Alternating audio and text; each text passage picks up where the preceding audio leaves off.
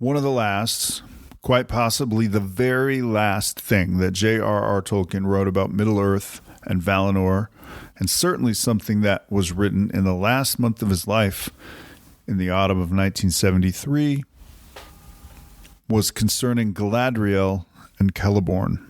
Now, it's not the topic of today's podcast, but I do like to consider, and maybe you would too, that there is Tolkien at age 81 who published his final book, or rather the publisher published his final book finally of his great work, The Lord of the Rings, almost 20 years earlier. And Tolkien is at home. His wife has passed. He, is a little sad, a little different. He has a little money. He likes his privacy. He's kind of living this life. And he still is writing notes, thoughts, arcs, character development, if you will, character backstory and history for his hoped to be published, The Silmarillion, right up into his death, more or less. So he takes ill while visiting some friends and gets pneumonia and suddenly dies. And Christopher Tolkien is left to go through everything, including this thing that we're talking about, this one of his last, if not the last, writings, and make sense of it all. And Christopher says that Galadriel is one of perhaps the most complicated parts of the story, and the one that maybe he revised. It was the most difficult for Christopher to collect and make work of in his father's writing. So J.R.R. Tolkien, in this final bit, emphasized Galadriel's commanding stature. While not the same, she was equal or not less than one of the great elf lords that ever lived, which was her brother Fëanor. It also says that she opposed Fëanor's revolt. For those who don't know, Fëanor was the creator of the Silmarils, which were stolen by Melkor, who is the bad daddy of Sauron, and Melkor fled to Middle-earth. And it is not an overstatement to say that Fëanor was obsessed with getting the Silmarils back, creating the story of the Silmarillion that spanned ages. Along with Fëanor were many people who followed him. He was a great magnetic leader with this obsession to obtain these things he had made, and a lot of elf problems happened because of Fëanor. So Tolkien writes in this last part that Galadriel, his sister, opposed him every step of the way. She did go to Middle-earth. She did disobey the Valar, who said, "Don't go, stay here." But she went to oppose the things that Fëanor did to reclaim the Silmaril, and the oath that he swore and the oath that he demanded other elves swore, which led to much sadness in the book of the Silmarillion. Now, just to be perfectly clear, I'm talking about Galadriel in this last thing that Tolkien wrote. I'm not talking about all the versions of Galadriel or different versions or whatever. I'm talking about this last thing that Tolkien wrote. So if some of this doesn't sound right with you or jive with what you might have read, this is why. I'm talking about the last writings of Tolkien. She was wise. She was powerful. She was long-lived. And of course, she was a bearer of a ring of power, one of the three made without the knowledge of Sauron. Now, there is a recording, which you should probably find and listen to, of Professor Tolkien reading these verses. I hope it's not disrespectful, but perhaps the definitive version of anyone reading these verses is Ian McKellen speaking them aloud during the Lord of the Rings Fellowship of the Ring film. But there's also book recordings that are very good. You can find them however you want. I'm going to read them as well. And I'm no Ian McKellen. But there's a couple of things I want to point out for you to listen to before we read them. One is that the case could be made. Gandalf tells Frodo that these are from elf legends. The case could be made that Gandalf kind of hobnobs with the elite of the elf lords, and perhaps this verse is not something that Joe Elf or Jane Elf on the street would know, because there is very much a need for secrecy that's baked into this, all the information about this verse, or the information delivered by this verse. So listen for that. The other thing that you may listen to is that the writers, Elven or whomever, were actually wrong in one of the assumptions they made in the verse. They're wrong. There's an error right in the verse. That's kind of interesting. So remember those things. There's a lie or an error, and there is a need to keep something secret. Actually, there's a third thing I'm going to ask you to think about while I read this verse. And that is that the end of it, the last couple of lines, are directly taken from the One Ring itself, written in the dark speech. But the rest of the verse is not. It's an elven construction. That's what Gandalf told Frodo. We were going to believe Gandalf, more or less. So the elves crafted this thing, this lore, this saying, to pair with what's on the One Ring. And I think there's a pretty good reason why. Maybe think that over. 3 rings for the Elven-Kings under the sky. 7 for the dwarf lords in their halls of stone. 9 for mortal men doomed to die. 1 for the Dark Lord on his dark throne in the land of Mordor, where the shadows lie. 1 ring to rule them all. 1 ring to find them. 1 ring to bring them all, and in the darkness bind them. In the land of Mordor, where the shadows lie. Yeah, I told you I wasn't in McKellen. In this episode, we are going to talk about the rings of power. The 3 rings of power made by elves outside of the attention of Sauron the Dark Lord. My name is Larry, and you are listening to the Tolkien Podcast.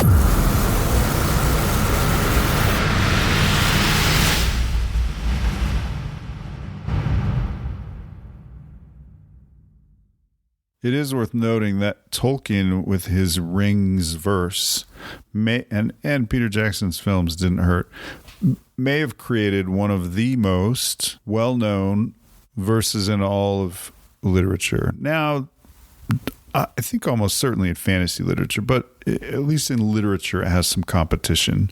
But it's in the conversation, which is astounding for a fantasy book of any kind. I think it'd be fun to read a couple of the others. One of the best known, I think, anywhere is Shakespeare's "To be or not to be." That is the question. Whether it is blah, blah, blah. You know that one. Another is, "Quoth the raven, nevermore." And how about "Do not go gentle into that good night. Rage against the dying of the light," which is in the Interstellar film, the 2014 film, which I think made this even more popular. But it's a Dylan Thomas verse, which is already really popular. And there's some others. "I am the master of my fate. I am the captain of my soul." Anyway. Well, there's a couple of Robert Frosts too, and "miles to go before I sleep" is one. Or the other line that's super famous is, "Two paths diverged in wood, and I chose the one less traveled by." I think those are conversational for just about anybody at least in the world of English. There's other things from fantasy or science fiction that are extremely famous, but I don't know that they are verse. And Tolkien managed to do that in verse. But that's not what we're talking about. We're here to talk about the rings of power, specifically the 3 rings of power. Now, I want to be clear and transparent. I am not speaking at all about the Rings of Power, the Amazon series. And the transparent part is that I haven't even watched it. I watched season 1. I watched just a little Tom Bombadil, specifically episodes in season 2, and that was enough for me. And if you love it, I'm so delighted for you. But that is not the topic of today's podcast. The rings are the topic, and that is sort of the central part of the show, or at least that's what they chose to name it. So I suppose it's related in that way. As always, I'm going to assume that if you are listening to this podcast, you're probably quite familiar, at least passingly familiar, with The Hobbit and The Lord of the Rings. I will base my assumptions on that. I do not assume that all listeners are familiar with the Silmarillion or the stories contained in the other works of Tolkien. So it's worth a brief scene setting, a brief recap to discuss these rings of power. In The Hobbit and The Lord of the Rings, readers and characters are quite concerned with rings. That is not always the case in Middle-earth. There are a lot of things going on with dark lords and elf lords and travel and boats and balrogs and dragons and trolls and orcs and wars and sieges and all kinds of battles, but not so much rings. By the Second Age, Melkor, the baddest bad guy of all that ever batted upon Arda, the world, and Middle-earth, is defeated, and his lieutenant, Sauron, is present. In fact, Sauron, the text says that he repented or pretended to repent at least, but it says that many believe the repentance is real. But when he was asked to leave Middle-earth and appear before the Valar, the bosses of the world who are in charge, a number of 8, we're going to talk about them some more today. Well, he couldn't humble himself to go do that. It's important to just understand the nature of Sauron and what kind of being he is. Melkor, his boss, was one of the great beings that ever was in existence and helped create the very world, Arda, with his song, although he favored discordant songs. Well, Sauron's not quite that. He's analogous or the same as Gandalf, for example. Not really mortal, and also helped with the creation of the world as a singer and as a crafter, but not at the level of Melkor. And certainly, for example, Gandalf could not have withstood Melkor. Melkor was like Valar, the big bosses, and Gandalf and Sauron are Maiar, a level down, angels, if you will. But Sauron is hanging out in Middle-earth, while Gandalf is across the ocean in Valar. And ocean doesn't quite do the word justice, but it works. And the same with Saruman and Radagast. These are great beings, angels. So Sauron has the unique ability to be a shape changer, and he did indeed help craft the world where all these live. He helped craft Middle-earth. So as a shape changer figure called Anatar, which I'm 100% sure is in the Rings of Power series in season 2, he gains the trust of some elves, and these elves love crafting as well. Well, Sauron's an expert at crafting after all. He sang the world into existence. He helped, at least. I think I said a minute ago that there were 8 Valar, and what I really meant was there were 8 lords, and Melkor was one of those, and he left. So after Melkor was in rebellion, there were 7 lords, 7 Valar, and there were 7 queens. So there had been 15, then there were 14 because Melkor left. Now, this is only important to our story today because we need to understand who Sauron was before he was just a evil dark lord in armor or a great flaming eye or a guy with a ring on his finger. He was a highly gifted Maiar, and he was an apprentice.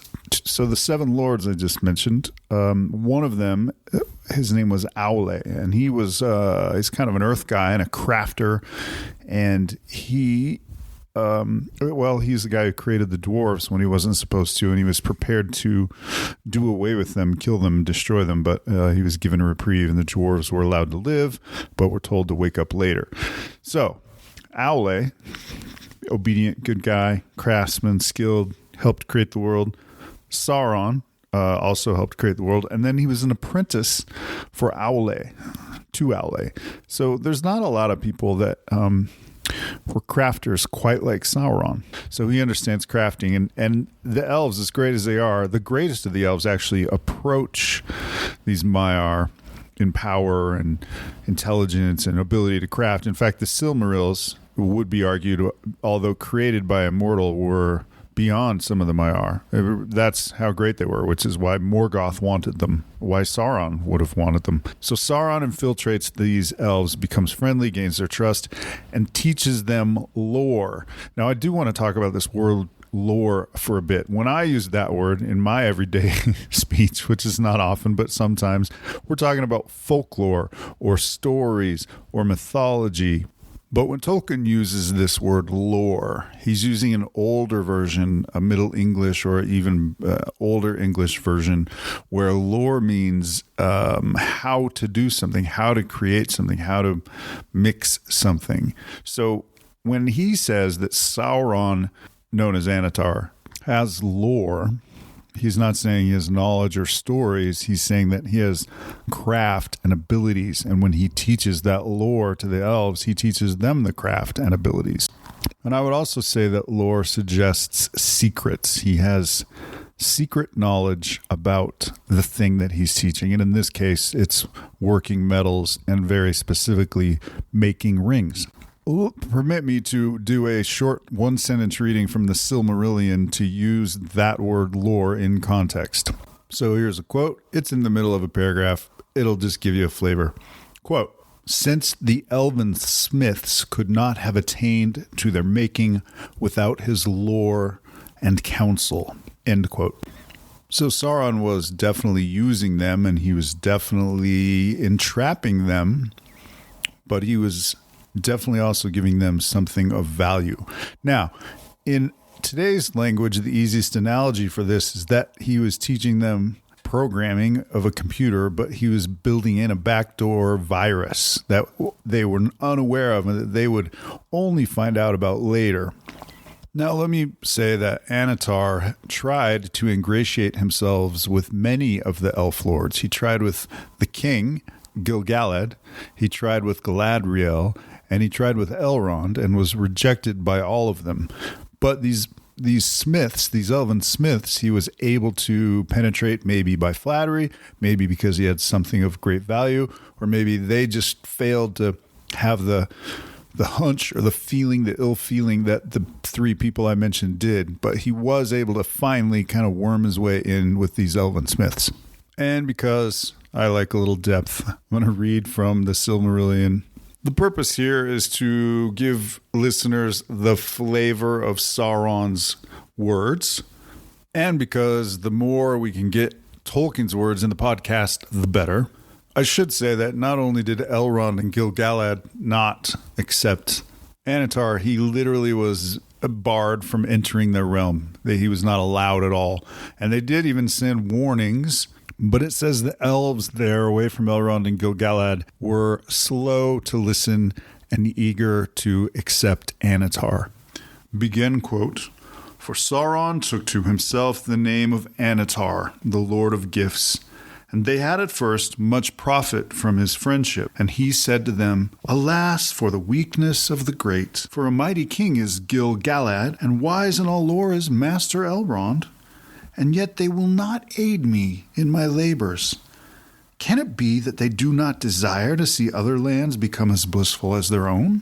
But wherefore should Middle-earth remain forever desolate and dark, whereas the elves could make it as fair as Erisea, nay, even as Valinor? And since you have not returned thither, as you might, I perceive that you love this Middle-earth as do I. Is it not then our task to labor together for its enrichment and for the raising of all the elven kindreds that wander here, untaught to the height of their power and knowledge, which those have who are beyond the sea?" End quote. So Sauron has carefully laid his plans, and he's carefully taught his lore and craft and wisdom to these elves, these guys who love to make stuff. Well, chief among these guys was an elf named Celebrimbor, and he was the grandson of Fëanor. And he was second only to Fëanor in his ability to craft. So when Sauron came along, he probably learned some things, but he also was great in his own right. Now, Celebrimbor was kind of on the right side of things all along. He did not swear the oath of his grandfather, though he did flee from Valinor and return to Middle-earth to attempt to get the Silmarils, but he didn't swear the oath and is not known if he took part in a great slaying of elves, but the fact that he's not named as one of those people is probably a good sign. And he came to a place called Eregion, and he was friends with our Galadriel, who started this tale, in Celeborn, and all of this happened close to the dwarves of Khazad-dûm. When the elves learned that the dwarves had Mithril, The door that we're familiar with in the Fellowship of the Ring, Speak Friend and Enter door, was actually designed by Celebrimbor. He drew up the plans. He didn't make it, a dwarf did, but on the inscription, his name is listed there.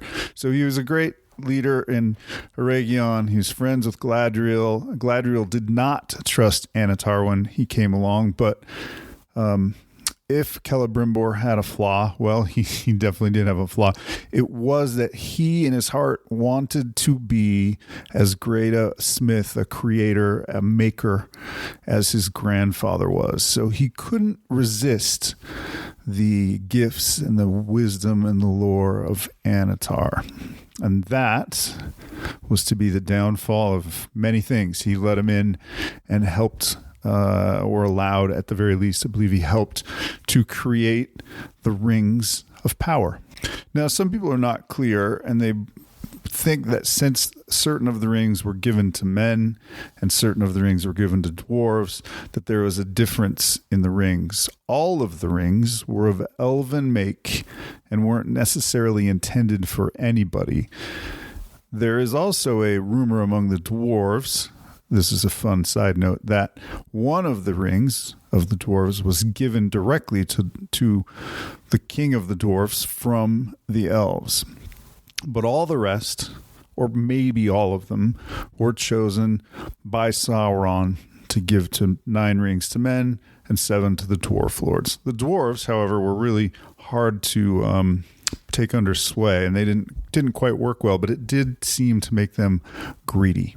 By the way, if it were up to me, which it clearly is not, if the rights for, say, the Silmarillion were ever available, I would tackle it in an entirely different way, and I would follow different characters in different seasons. But Celebrimbor is really fascinating, and he was along for the ride at all of the action for the elves for the first age and the second age, and just his story would make a great sort of main character to follow for a season. Anyway, he was guilty of letting Sauron, Annatar, into the inner circle and to create these rings. And like I mentioned before, they sort of had a backdoor virus in them so that Sauron secretly could create the One Ring and control them.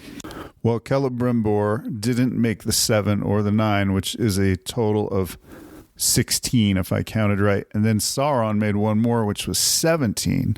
But Celebrimbor is the person who made those 3 rings for Elven-Kings, and he did it without the knowledge of Sauron. So just as Sauron was underestimated by the elves were underestimated by Sauron. They did more than he thought. And Celebrimbor made the 3 rings for the Elven-Kings. Now, I teased way back that there was a mistake. There was an error in the verse in the poem. And we're getting to that part. I didn't forget. But I'll say it again, 3 rings for Elven-Kings. What's the problem there? So Celebrimbor and Annatar, having underestimated each other, thought that to get well together, they had made 16 rings. Unbeknownst to Annatar, who was then gone, who's really Sauron, there were really 19 rings. Except that unbeknownst to Celebrimbor, there was a different ring, the One Ring. So there were actually 20 total rings made. And the way this was discovered is a fantastic moment. Sauron made the One Ring so that anyone who was wearing a ring would be subject to him. Well, he slipped that ring on, and it worked. He was aware of all the other rings. He knew who had them they were wearing, but there were 3 more that he didn't expect. Now, because he hadn't made the 3 that Celebrimbor made on his own, he didn't have the ability to master the people who were wearing them. But he was aware of them. So suddenly he learns that there's 3 extra rings. Well, the elves also were aware of the One Ring when this happened. So suddenly they're aware of each other's treachery. And it's a scary moment, like quite a moment for both. I don't know. I love the idea of that, like sudden awareness of each other. It's really cool.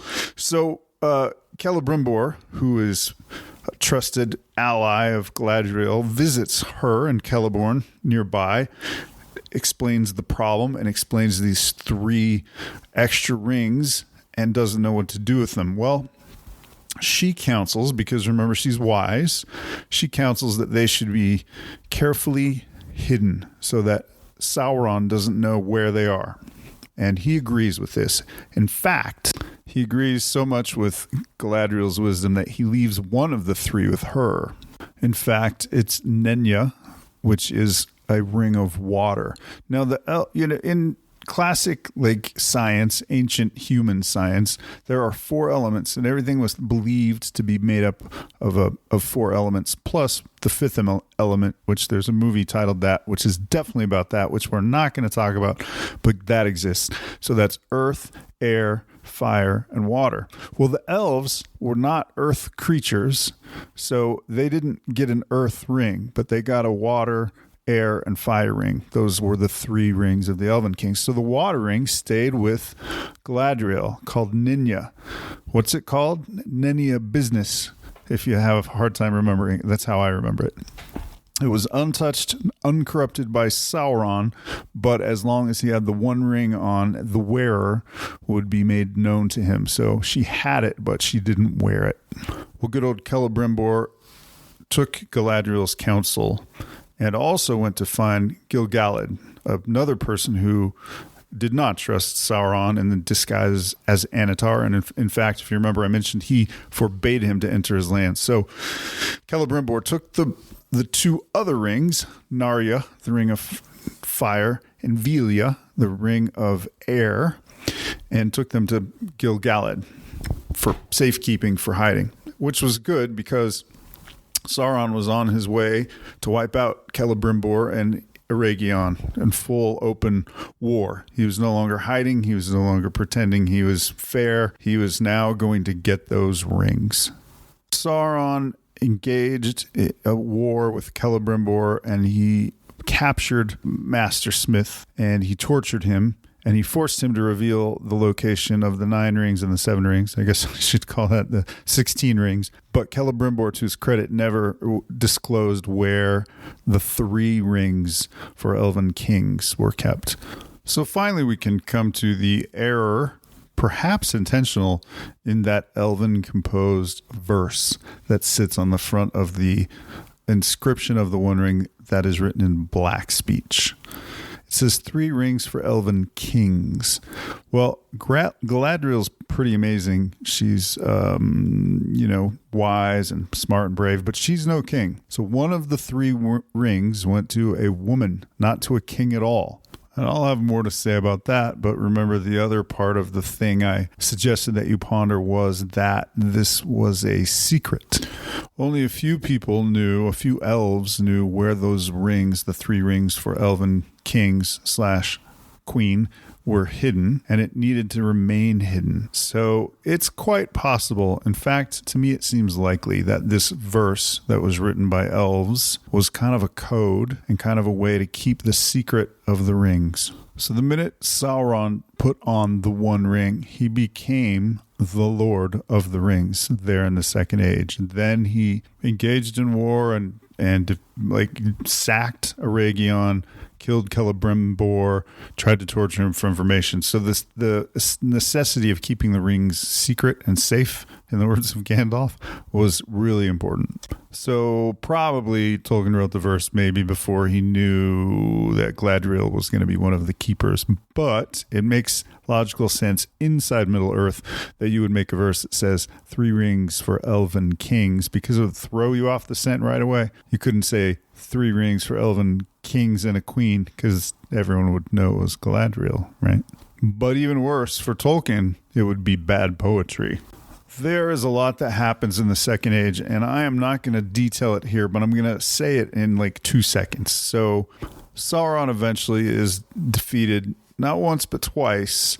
The last time at the Last Alliance, or as it's easier to call it, the Last Alliance of Elves and Men. And that is when King Gil-galad was killed. But remember, he was the keeper of those rings. Before he went to that Last Alliance battle, he gave one to Elrond and he gave one to a guy named Círdan, a shipbuilder, the very person who eventually would take the last ship away from Middle-earth with the last elves to leave and sail it to Valinor. He was one of the wisest and oldest, also a super interesting guy that has a long history, and he was old enough, rare among elves, that he had a beard.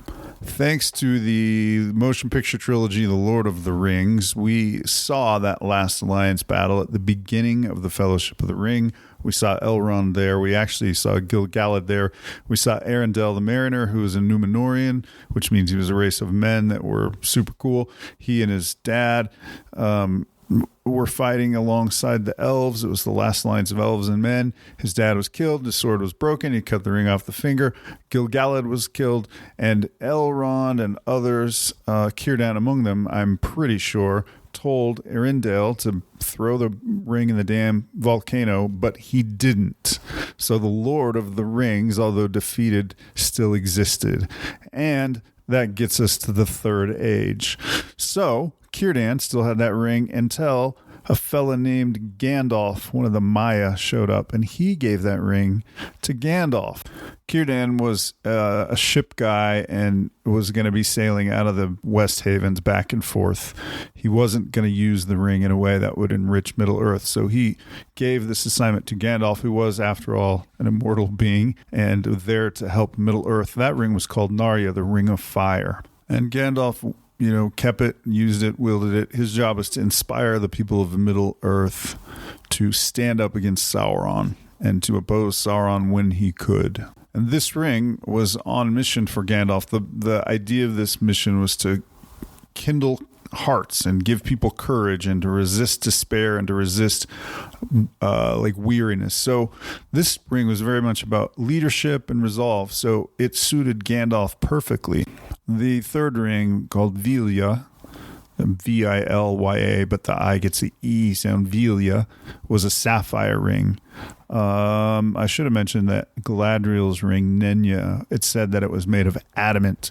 What adamant really meant in the old world, the old language that Tolkien often uses and calls back to, is that it was a white diamond, a white jewel that was very, very hard. So basically a diamond. Adamant basically means a diamond. So this was the Ring of Water, as I mentioned. What's important to know, or interesting to know, is in the Jackson films, when Galadriel, wearing that ring, is tempted by Frodo, or is offered the One Ring by Frodo. Think how miraculous that might be, by the way. This ring that was going to dominate her and then was lost, she was able to wear and use her ring while it was lost because the Lord of the Rings was out of action. This hobbit shows up at her house with the ring in his pocket and says, "Hey, you can have it." So that was Galadriel's real final test. And it wasn't a small test. Like in the film, we can't really feel the scope and the weight of that, like the massiveness of that temptation. In fact, we can't really in the book because we had, when it was written at least, because we hadn't yet read the Silmarillion and got all this backstory. But now that you know it, now you can maybe feel it a little bit better, right? Like the very thing, the very ring the Lord of the Rings had, the very ring that made her hide, the very ring that threatened her existence, and by the way, its destruction. As soon as the One Ring is destroyed, the other three rings would cease to be powerful. While they were not made by Sauron, they were rings of power, and they were subject to the same rules. So when the One Ring disintegrated, all three of these rings lost their power. That's why Galadriel, hoping that the mission would succeed, said she passed the test and she would diminish and go into the west, given a lift by Círdan the shipwright, by the way.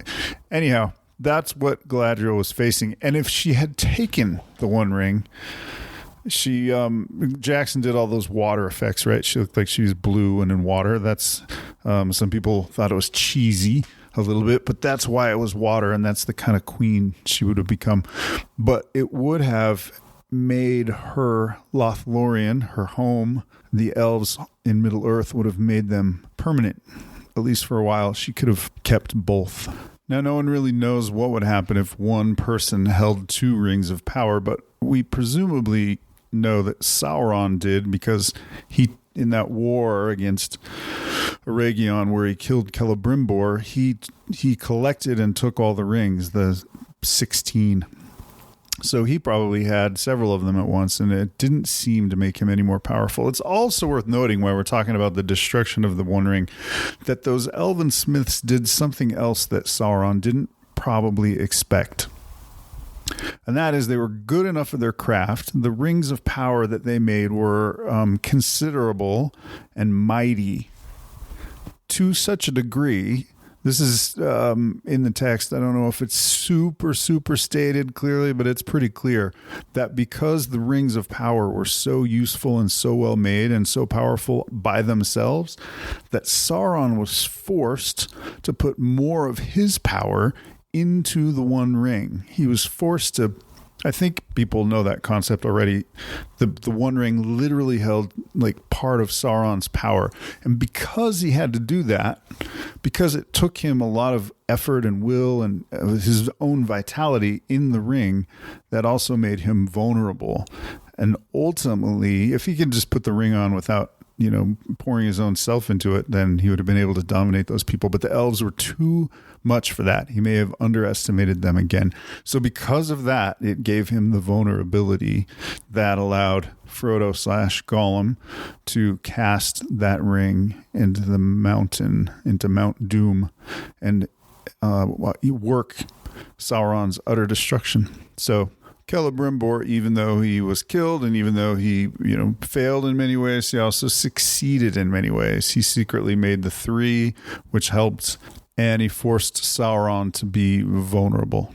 All of this, of course, underlines the brilliance of Mr. J.R.R. Tolkien, or Professor Tolkien. He manufactured a really organic and beautiful and yet sad way to have these elves who loved Middle-earth so much have no other choice than to protect it, to save it from Sauron, and at the same time spell their own doom, to ensure that they would fade away and have to leave the thing that they loved.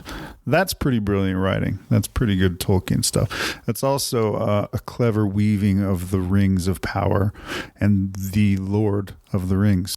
There's also a lot of subtext here about power and leadership, and you could apply this to today's modern world if you want, but that's totally up to you. But on one hand, we have the Lord of the Rings, whose goal and power is to dominate, to force, to overpower, to rule.